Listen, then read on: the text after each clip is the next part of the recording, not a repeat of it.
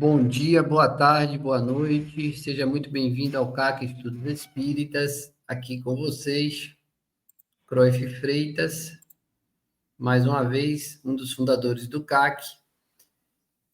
Solicito que vocês sigam o CAC no Instagram, @CAC Estudos Espíritas. E, se for do seu interesse, é do nosso, se inscreva no canal do YouTube, CAC Estudos Espíritas, ative as notificações para que você receba sempre os avisos de nossos novos vídeos. E hoje nós estamos aqui para apresentar mais um capítulo do Clube do Livro. Bora? E aí o nosso slide padrão de CAC, Kardec, Amor e Caridade. E hoje nós estamos no capítulo 13 desta obra, esta bela obra, Nos Domínios da Mediunidade. Esta é a minha. E nesse capítulo 13 nós vamos falar sobre o pensamento e mediunidade. Só para você ter ideia, se você estiver conosco até aqui, você já leu 114 páginas dessa obra e ao final deste capítulo você já terá apreciado 123 páginas dessa obra magnífica, psicografada por Francisco Cândido Xavier e ditada pelo espírito André Luiz. Então, sem mais delongas, vamos ao capítulo 13, Pensamento e Mediunidade, ressaltando que este capítulo representa o encerramento desta primeira reunião mediúnica, da qual André Luiz, Hilário e Aulus, seu instrutor, participam no Centro Espírita dirigido por Raul Silva, que tem como mentor espiritual Clementino, e como médiuns, que nós já tivemos acesso ao longo da nossa trajetória e dos capítulos anteriores, Dona Celina, Eugênia e Castro.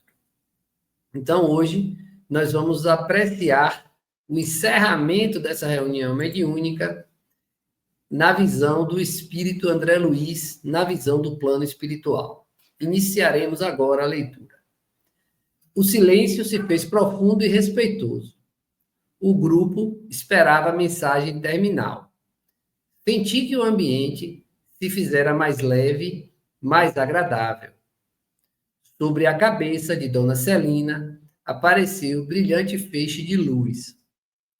Desde esse instante, vimos-la estática, completamente desligada do corpo físico, cercada de azulíneas irradiações. Admirado com o belo fenômeno, enderecei um gesto de interrogação ao nosso orientador, que explicou sem detença, sem perder tempo. Agora Aulus vai falar. Nossa irmã Celina transmitirá a palavra de um benfeitor que, apesar de ausente daqui, sob o ponto de vista espacial, entrará em comunhão conosco através dos fluidos teledinâmicos que o ligam à mente da médium. Observe a importância desse conhecimento transmitido por Aulus a André Luiz e Hilário, de que um espírito pode irradiar seu pensamento, mesmo não estando no ambiente, e alcançar o médium que será responsável pela mensagem dada aos encarnados. Perceba que André Luiz, Aulus, confirmam que o espírito que vai comunicar não estava naquele espaço físico da reunião, mas que acessaria à distância o médium, que neste caso é Dona Celina. Mas isso é possível? Indagou Hilário discretamente. Aulus ponderou de imediato. Lembre-se da radiofonia e da televisão. Hoje, realizações amplamente conhecidas no mundo. Um homem, de cidade a cidade, pode ouvir a mensagem de um companheiro e vê-lo ao mesmo tempo, desde que ambos estejam em perfeita sintonia, através do mesmo comprimento de onda.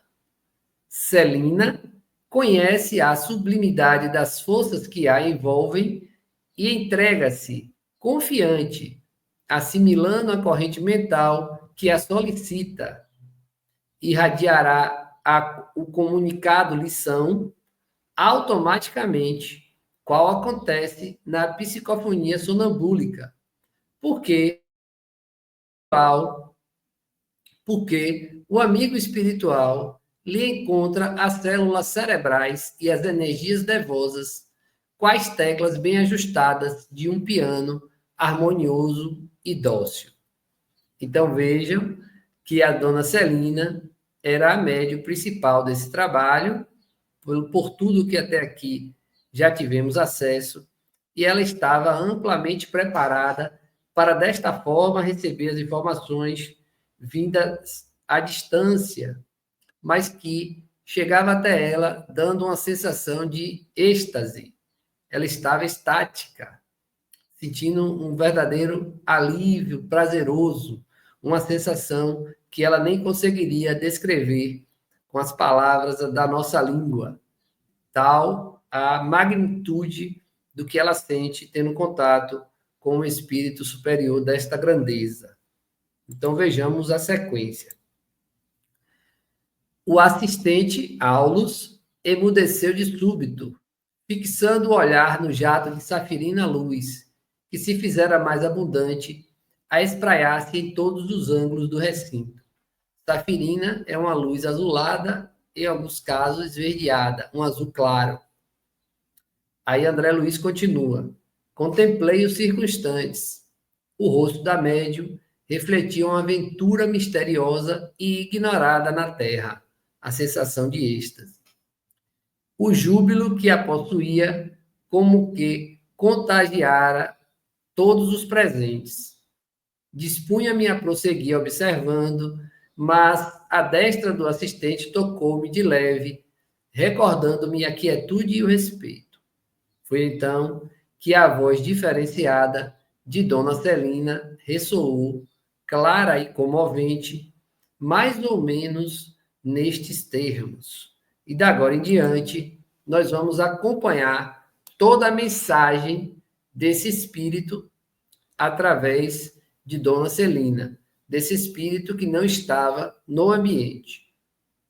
Meus amigos, começou a dizer o instrutor que nos acompanhava o trabalho a longa distância.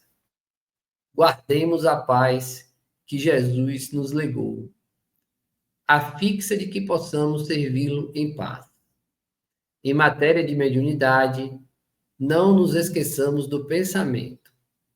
Nossa alma vive onde se lhe situa o coração. Caminharemos ao influxo de nossas próprias criações, seja onde for. A gravitação no campo mental é tão incisiva quanto na esfera da experiência física. Aqui ele já inicia dizendo que não podemos falar de mediunidade sem falar de pensamento. E quando ele fala de pensamento, ele está se referindo aos encarnados que trabalham nas reuniões como médiuns, sejam ostensivos, sejam assistentes, sejam dialogadores, seja pessoal de apoio, a importância do pensamento. E este pensamento, este campo mental, é tão importante quanto a experiência física, tanto na parte espiritual quanto na parte da experiência física.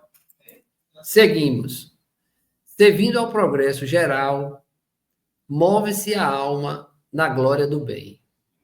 Emparedando-se no egoísmo, arrasta-se em desequilíbrio sob as trevas do mal. Então veja, enquanto nós estivermos servindo no caminho do bem, estamos contribuindo para o progresso geral. E quando estamos alimentando o egoísmo, entramos em desequilíbrio e ficamos sujeitos às trevas do mal. A lei divina é o bem de todos. Colaborar na execução de seus propósitos sábios é iluminar a mente e clarear a vida. Opor-lhe entraves a pretexto de acalentar caprichos perniciosos, é obscurecer o raciocínio e coagular a sombra ao redor de nós mesmos. É indispensável ajuizar quanto à direção dos próprios passos, de modo a evitarmos o nevoeiro da perturbação e a dor do arrependimento. Nos domínios do espírito não existe a neutralidade. Evoluímos com a luz eterna, segundo os desígnios de Deus, ou estacionamos na treva, conforme a indébita determinação de nosso eu. Aqui nessa primeira parte, esse espírito que vem dar o comunicado, lição, nos traz a informação de que o caminho do bem é um alívio para todos, enquanto o caminho do egoísmo, do não fazer, do ficar paralisado, isso para nós durante a encarnação é o caminho das trevas, das sombrias trevas do mal. E que não existe neutralidade, não dá para ficar em cima do muro. Ou você cai do lado do progresso, do lado da evolução espiritual, do avanço nesta encarnação, ou você fica paralisado, estacionado no egoísmo do eu. Do eu não vou fazer agora. Do eu preciso fazer outras coisas antes de adentrar no caminho do bem, do progresso geral. Essa é uma escolha que está ao alcance do seu livre-arbítrio. Eu posso falar pelo meu e não posso falar pelo de mais ninguém. Cada um, segundo suas obras, e cada um decide aquilo que está disposto a realizar se realmente acredita na vida eterna e da individualidade após a morte. Estimo que vocês sejam verdadeiros espíritas e tenham consciência desse fato.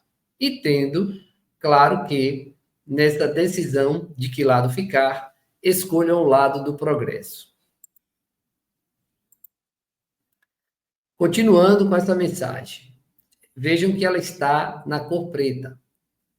Não vale encarnar-se ou desencarnar-se simplesmente. Todos os dias, as formas se fazem e se desfazem. Vale a renovação interior com acréscimo de visão, a fim de seguirmos à frente com a verdadeira noção da eternidade em que nos deslocamos no tempo.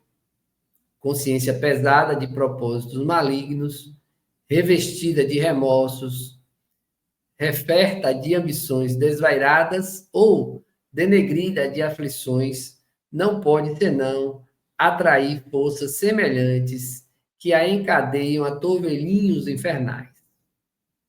A obsessão é sinistro conúbio da mente com um desequilíbrio comum às trevas.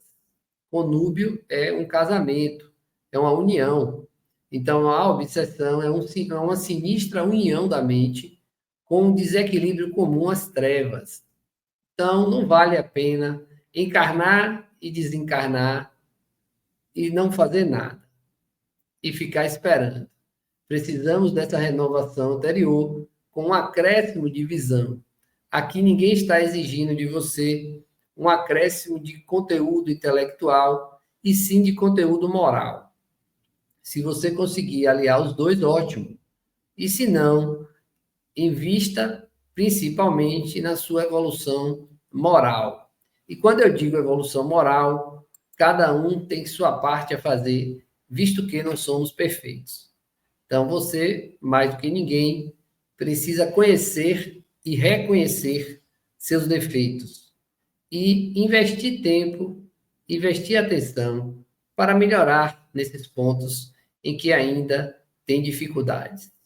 Eu conheço os meus, demorei bastante tempo para reconhecê-los e hoje estamos em uma convivência meio pacífica.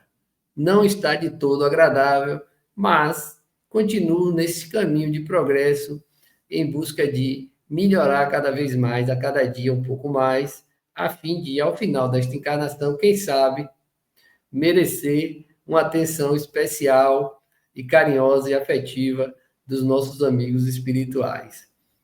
Pensar na vida futura é desta forma, é acreditar que teremos essa chance ou não. Podemos ter, inclusive, uma presciência do que vai acontecer de acordo com o que estivermos praticando. Então, vamos decidir honestamente o que devemos e desejamos praticar.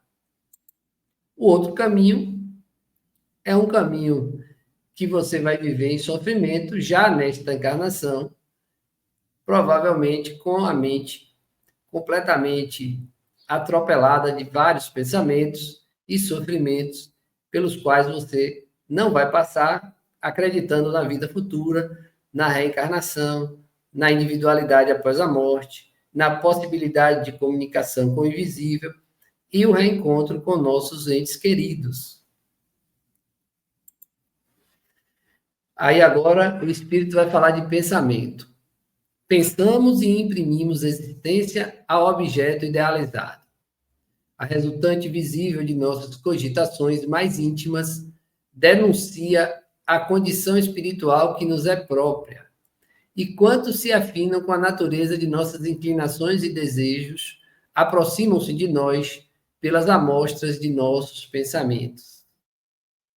Se persistirmos nas esferas mais baixas da experiência humana, os que ainda jornadeiam nas linhas da animalidade nos procuram, atraídos pelo tipo de nossos impulsos inferiores, absorvendo as substâncias mentais que emitimos e projetando sobre nós os elementos de que se fazem portadores. Imaginar é criar, e toda criação tem vida e movimento, ainda que ligeiros, impondo responsabilidade à consciência que a manifesta. Olha que interessante. A gente não sabe o que o outro está pensando. Malmente, nós conseguimos prestar atenção àquilo que nós estamos pensando. Mas imagine que você está pensando, vou só fazer aqui uma hipótese. Se você está preocupado com o happy hour, está preocupado em beber, você automaticamente, quando pensa nisso, atrai para perto de você espíritos que desencarnaram e continuaram aqui presos às paixões. E se eles gostavam, enquanto estavam encarnados, de beber, mesmo que você não tenha nenhuma dívida passada com ele vai ser com você simpático.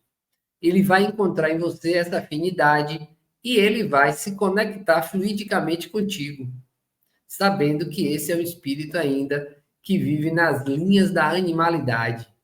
E sendo assim, você vai sentir um peso. Quando a pessoa diz, pô, tô carregado, tô me sentindo pesado, nada dá certo. Provavelmente, os pensamentos que essa pessoa emana, as imagens que ela cria e deseja, atrai para perto de si espíritos ainda animalizados. Ah, Cruyff, você é contra, então, todo e qualquer tipo de prazer? Não estou falando isso. Pelo amor de Deus. Estou falando que, quanto maiores as paixões, maior o risco de você atrair para perto de você espíritos animalizados. Não quer dizer que você não vai ter vida social, mas quer dizer que você vai ter uma vida social administrada, sem abusos. O bom senso vai lhe indicar qual é esse caminho. O que você não pode é viver entregue às paixões. E não precisa ser nem ao exemplo dado. Você pode viver com ciúmes, você pode viver com inveja, você pode viver com raiva, você pode viver com desejo de vingança. Todos esses pensamentos criam em torno de você o que em algum momento André Luiz vai dizer que são como um hálito mental que vai atrair para perto espíritos ainda animalizados. E a presença desses espíritos ao seu lado, com certeza, não será uma coisa agradável. Por isso, o alerta de que o pensamento vai atrair esses irmãos. Continuando. E como a vida e o movimento se vinculam aos princípios de permuta, é indispensável analisar o que damos, a fim de ajuizar quanto àquilo que devamos receber. Lei de causa e efeito, a lei da colheita, aquilo que você planta, você colhe.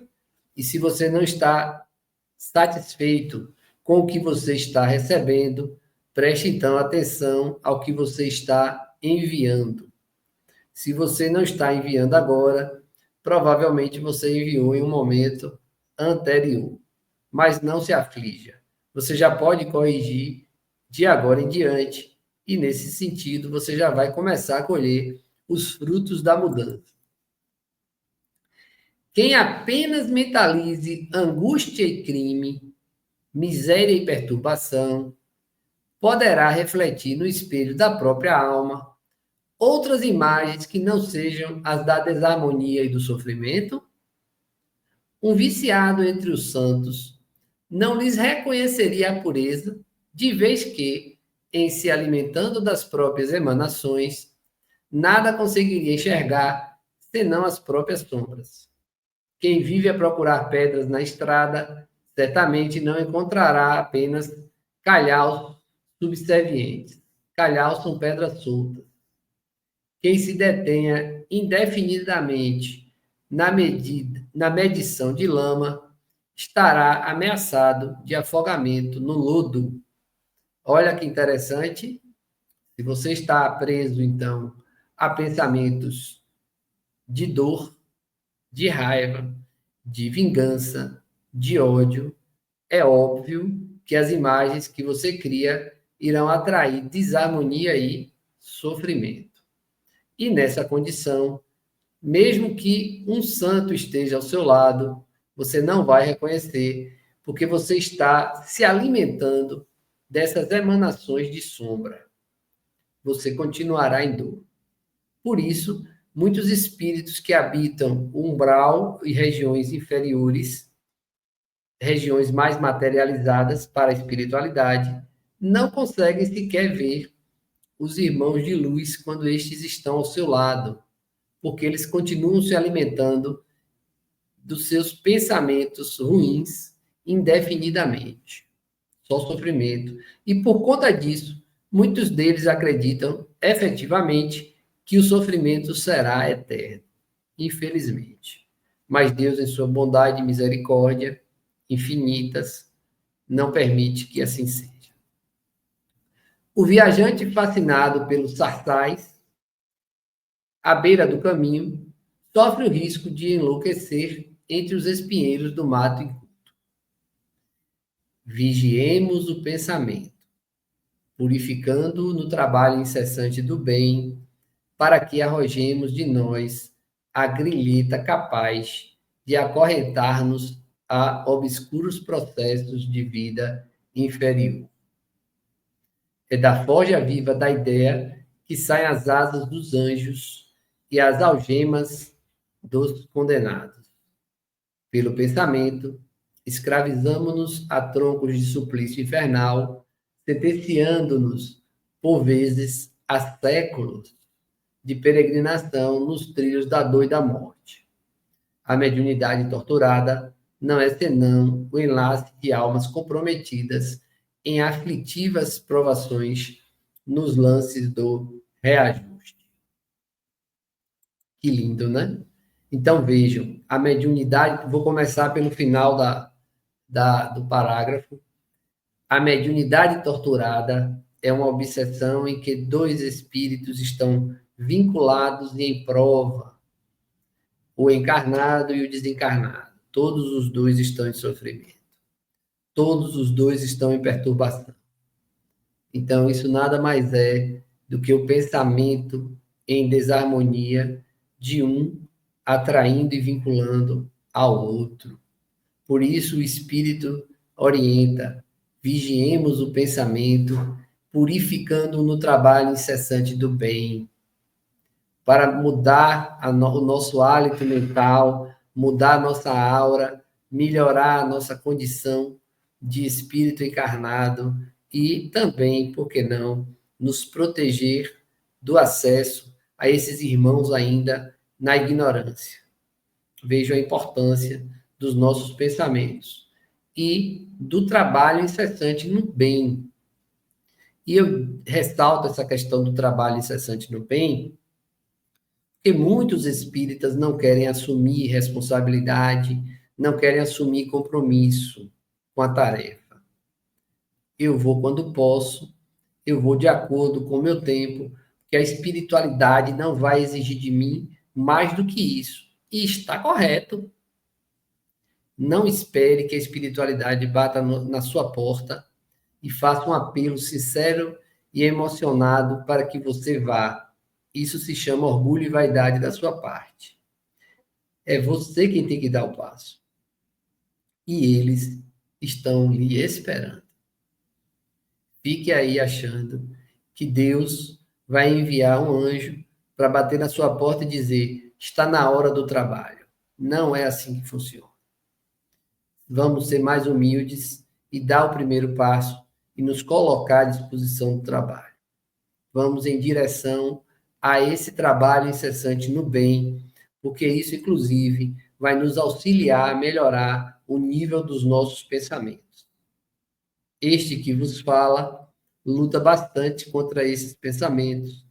Não está aqui numa condição de lhe ensinar absolutamente nada, mas posso dar o testemunho de que vale a pena. Muito a pena. Depois que eu ingressei neste trabalho incessante do bem, que eu até não acho que seja incessante, mas nesse trabalho eu tenho cada dia mais me sentido melhor e espero que vocês também consigam entrar neste caminho de trabalho. E o nome é trabalho. Não é caminho de perfeição. A perfeição será uma consequência futura. E hoje, mesmo com as nossas imperfeições, nós precisamos trabalhar. E para médiuns, eu digo, aquele que não trabalha se atrapalha. Mas eu preciso seguir com o capítulo e assim nós vamos. E para abreviar o tormento que flagela de mil modos a consciência reencarnada ou desencarnada, quando nas grades expiatórias é imprescindível atender à renovação mental, o único meio de recuperação da harmonia. Satisfazer-se alguém com rótulo em matéria religiosa, sem qualquer esforço de sublimação interior, é tão perigoso para a alma quanto deter uma designação honorífica entre os homens, com menosprezo pela responsabilidade que ela impõe. Títulos de fé não constituem meras palavras, acobertando-nos deficiências e fraquezas. Expressam deveres de melhoria a que não nos será lícito fugir, sem agravo de obrigações. Em nossos círculos de trabalho, desse modo, não nos bastará o ato de crer e convencer. Isso quer dizer o quê, meus irmãos? Que presidente de centro, que diretor de centro, que médium que se acha médium principal de casa espírita, não adianta ter nenhum tipo de título religioso, sem que tenha por trás disso cumprido suas obrigações, melhorado como ser humano, está em uma condição mental que permita auxiliar os irmãos encarnados e desencarnados. Se assim não for, não adiantará ter esse título. É como uma pessoa que tem um título de juiz, por exemplo, e não exerce a sua função com responsabilidade. Imagine um juiz julgando situações que envolvem as pessoas de qualquer forma. Então, ele vai contrair mais obrigações futuras do que liquidar as dívidas passadas. Da mesma forma, nós, médiuns, precisamos ter essa consciência de que o trabalho não é apenas comunicar, não é apenas doutrinar, e sim também melhorar como pessoas, como indivíduos, como encarnados, porque assim estaremos contribuindo também com aqueles que estão ao nosso lado, servindo de exemplo. O exemplo é mais importante do que a palavra. Ninguém é realmente espírita à altura desse nome, tão só porque haja conseguido a cura de uma escabiose renitente, com o amparo de entidades amigas, e se decida, por isso, a aceitar a intervenção do além-túmulo na sua existência. E ninguém é médium, na elevada conceituação do termo, somente porque se faça órgão de comunicação entre criaturas visíveis e invisíveis. Olha o que nós acabamos de falar. Então, ninguém é realmente espírita só porque curou uma escabiose. Escabiose é uma doença de pele. E olha que curou a escabiose com o amparo de entidades amigas. Aí, por isso, a pessoa se acha o máximo e aceita, então, a intervenção do além-túmulo, do plano invisível, em sua existência. Não se limita a isso. Nós temos, cada um tem seu infortúnio oculto, cada um tem suas dificuldades a vencer, e curar uma escabiose ou ser médium é muito mais do que obter uma simples cura com o auxílio da espiritualidade, ou também servir apenas de comunicação entre o plano invisível com o plano visível. Precisamos entender que é algo além disso, e se essas tarefas não nos transformam internamente, elas poderão não ser contadas na árvore da caridade de cada um. Então, a reforma interior, a melhora como indivíduo, precisa acompanhar esse processo. Continuando. Para conquistar a posição de trabalho a que nos destinamos, de conformidade com os princípios superiores que nos enaltecem o roteiro, é necessário concretizar-lhes a essência em nossa estrada, por intermédio do testemunho de nossa conversão ao amor santificante.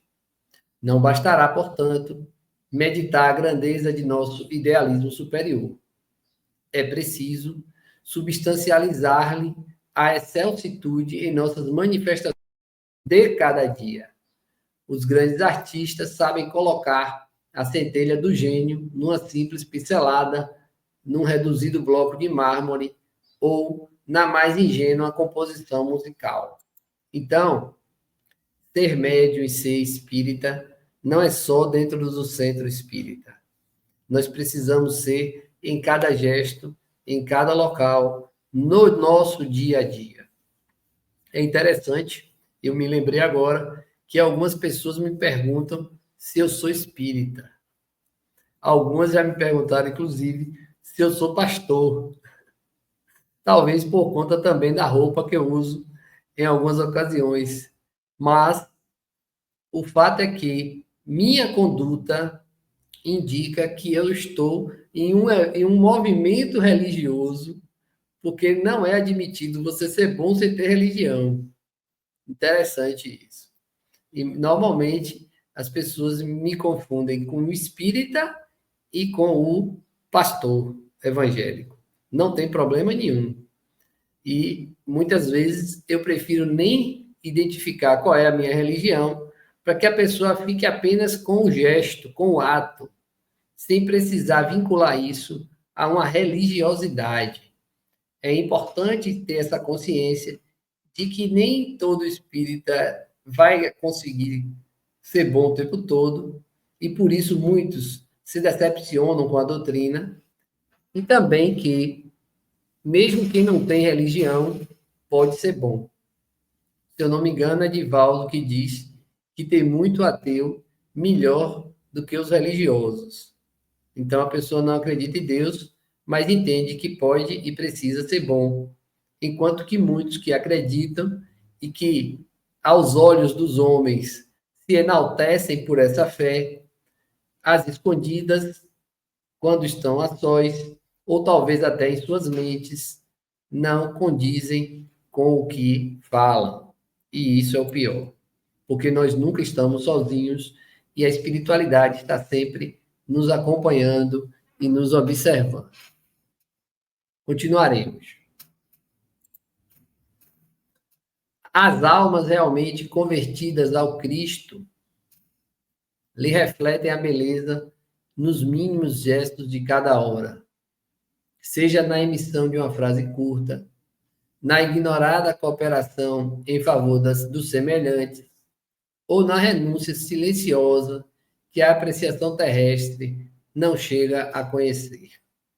Então, muitas vezes, é no nosso silêncio, no nosso canto, em que nós conseguimos fazer algo de bom, sem que seja necessário ser vistos. Nossos pensamentos geram nossos atos, e nossos atos geram pensamentos nos outros. Olha que interessante. Ação gerando reação. Inspiremos simpatia e elevação, nobreza e bondade junto de nós, para que não nos falte amanhã o precioso pão da alegria. Convicção de imortalidade, sem altura de espírito que lhe corresponda, será projeção de luz no deserto. Mediação entre dois planos diferentes, sem elevação de nível moral, é estagnação na inutilidade.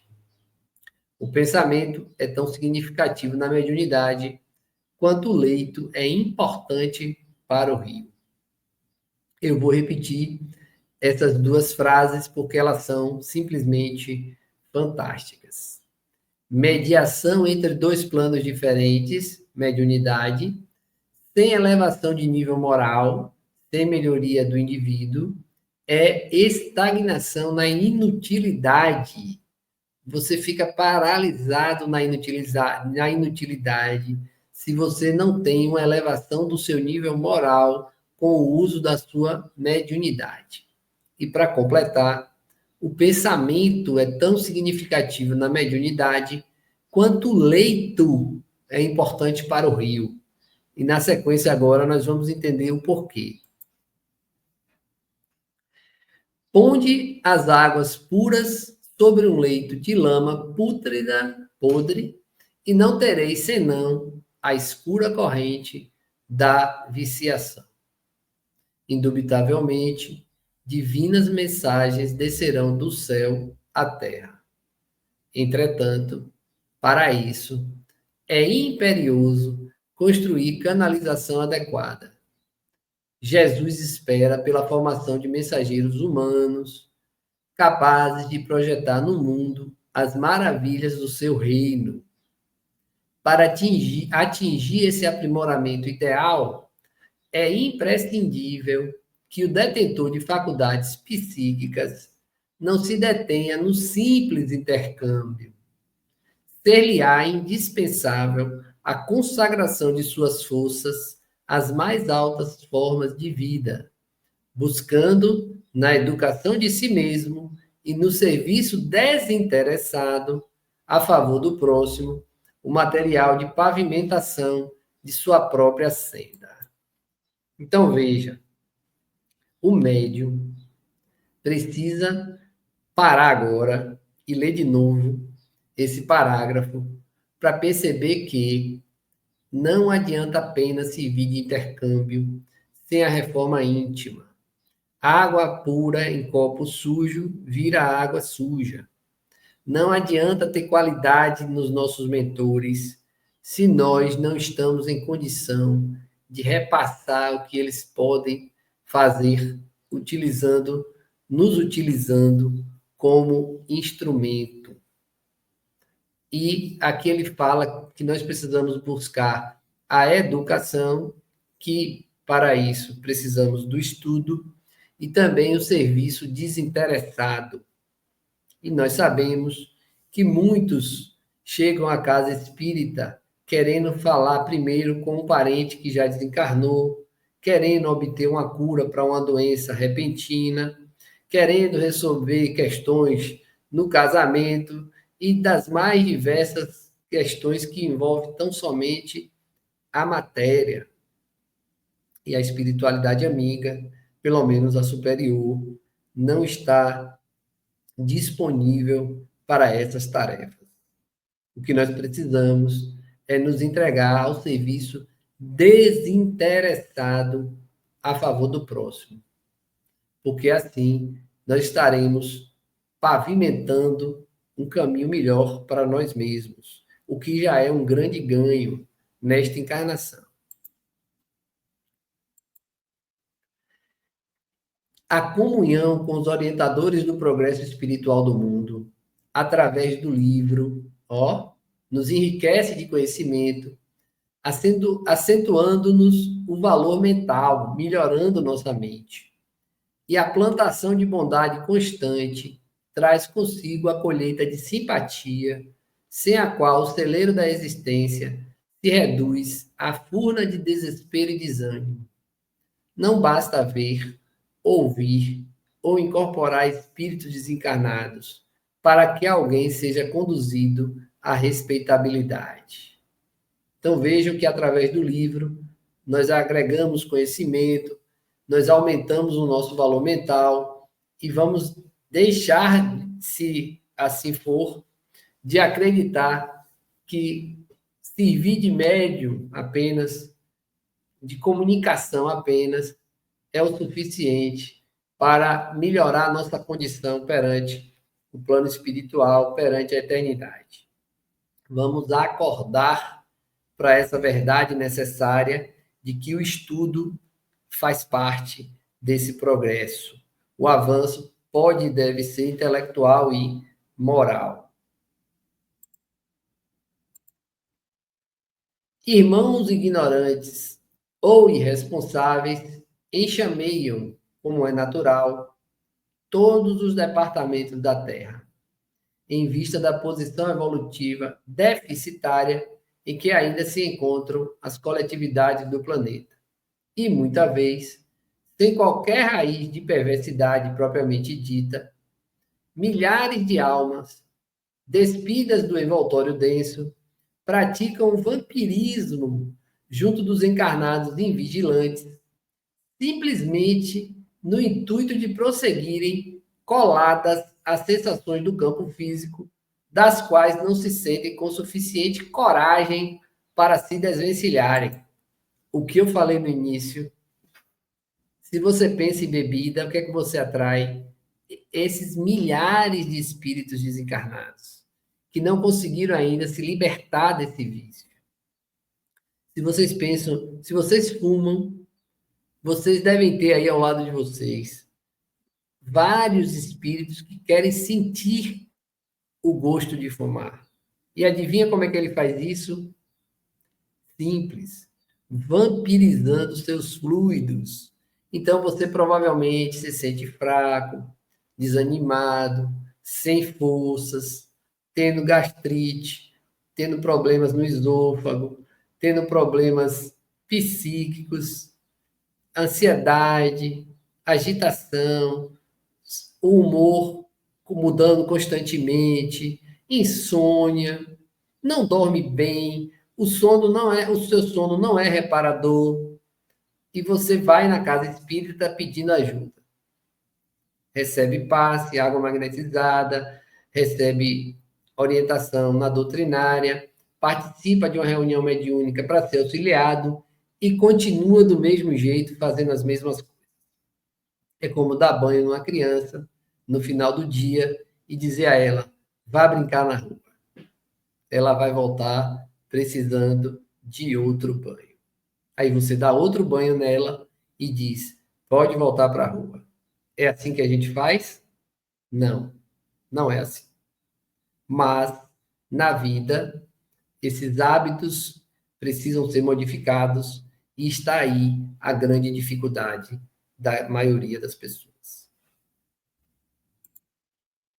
Inclusive eu, tá, gente? Minha briga com a balança é uma constante. Eu li todo, só para confirmar, li todo. Toda tarefa para crescer exige trabalhadores que se dediquem ao crescimento, à elevação de si mesmos. Catequistas que estão assistindo já sabem que precisam buscar cada um a sua melhora. Continuando. Isso é demasiado claro em todos os planos da natureza. Não há frutos na árvore nascente. A madeira não desbastada é incapaz de servir com eficiência ao santuário doméstico. A areia movediça não garante a sustentação. Não se faz luz na candeia sem óleo. O carro não transita com êxito onde a picareta ainda não estruturou a estrada conveniente. Tudo isso nós sabemos em verdade. Como esperardes? Aqui vem a pancada. Como esperardes o pensamento divino, onde o pensamento humano se perde nas mais baixas cogitações da vida? Como? Que mensageiro do céu fará fugir a mensagem celestial em nosso entendimento, quando o espelho de nossa alma já é denegrido pelos mais inferiores dos interesses? Em vão buscaria a estrela retratar-se na lama de um charco. Imagine como nós vamos esperar que mensagens vindas de espíritos superiores cheguem para nós ou através de nós, se nós estamos envolvidos nos piores pensamentos possíveis. E eu que reclamo bastante, pedindo a Deus que esses irmãos se comuniquem em nossas reuniões. Quando leio isso, fico preocupado com o que eu estou pensando e com o que meus companheiros de trabalho também estão.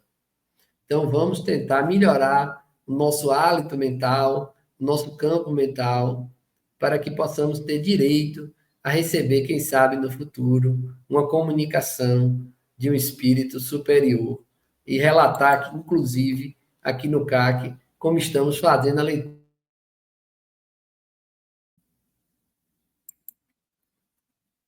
Amigos, pensemos no bem e executemo-lo.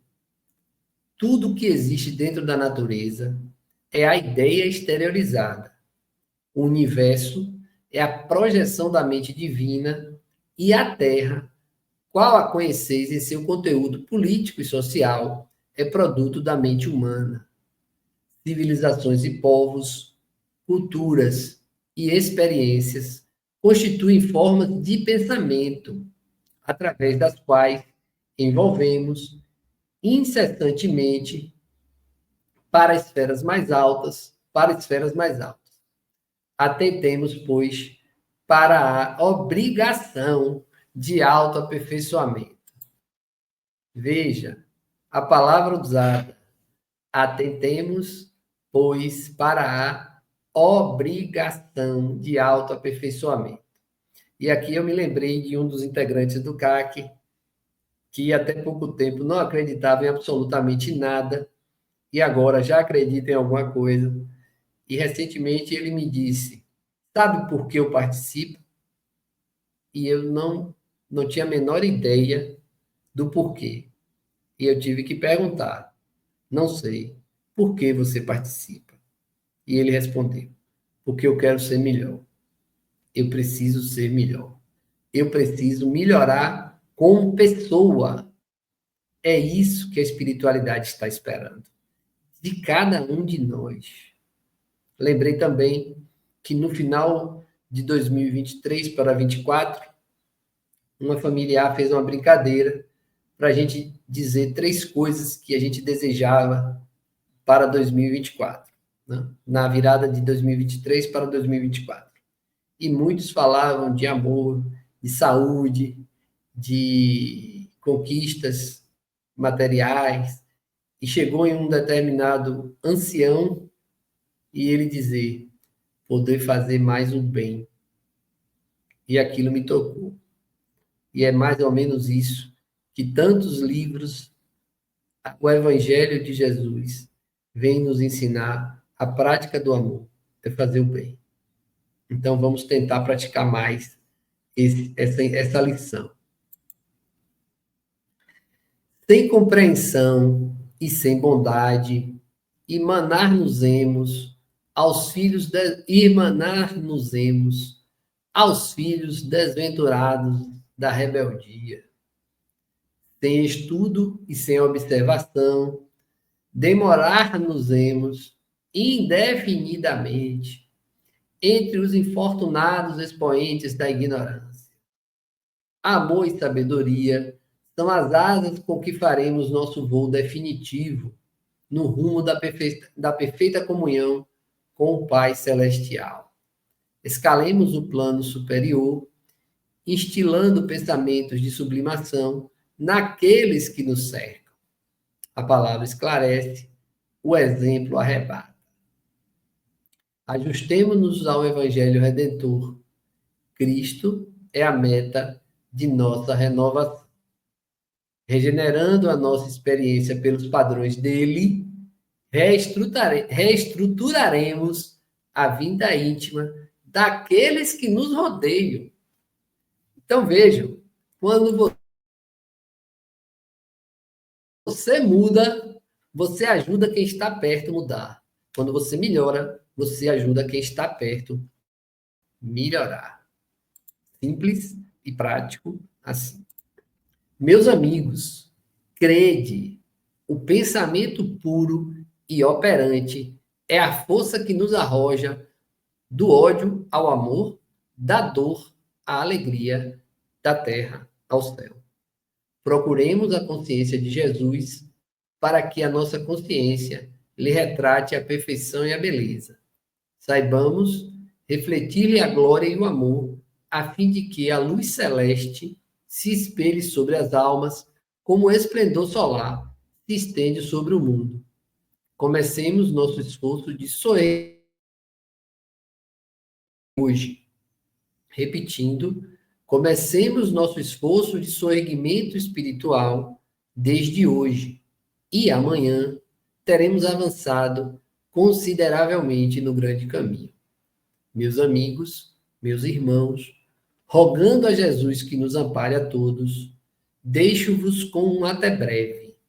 E assim, aquele espírito que estava distante e ao mesmo tempo conectado com o médium Celina, deixa essa bela mensagem que se encaixa a todos nós como um incentivo para o estudo e para o progresso, também para o trabalho. A voz da médium emudeceu, sensibilizados, reparamos que, no alto, se apagara o jorro brilhante. Então, acabou a comunicação com aquele espírito. Raul Silva, o dirigente encarnado, em prece curta, encerrou a reunião. Enlaçamos, Clementino, as despedidas. Voltem sempre, convidou-nos gentil. Sim, sim, continuaríamos aprendendo. E, lado a lado com nosso orientador, que é Aulus, retiramo-nos felizes, como quem sorvera a água viva da paz na taça da alegria. Então, meus irmãos, vejam que, mais uma vez, André Luiz nos traz uma linda explicação da visão no plano espiritual de como se processa a reunião mediúnica no encontro de hoje, falando de pensamento e mediunidade. Ele fala que o encerramento da reunião permite essa comunicação à distância, em que um espírito acessa a mente do médium e, fazendo uso, deixa para nós essa lição. Felizes aqueles que, ao final de uma reunião, conseguem receber uma mensagem de tamanha grandeza e de estimado valor. Vamos trabalhar para nos tornar merecedores de uma mensagem como esta, que inicie pelas mais simples, mas que possamos melhorar nosso hálito mental, nosso campo mental, para permitir que esses espíritos bondosos nos alcancem. Encerramos assim mais um capítulo do livro Nos Domínios da Mediunidade. Você que chegou aqui conosco está de parabéns, já ultrapassou a marca de 120 páginas do livro e estamos caminhando firmes para o estudo completo desta obra. Fiquem com Deus, lembrem de dar o like aqui embaixo, o legal, e assim incentivar a divulgação da doutrina espírita. Beijos magnéticos e até o nosso próximo encontro. Fiquem com Deus.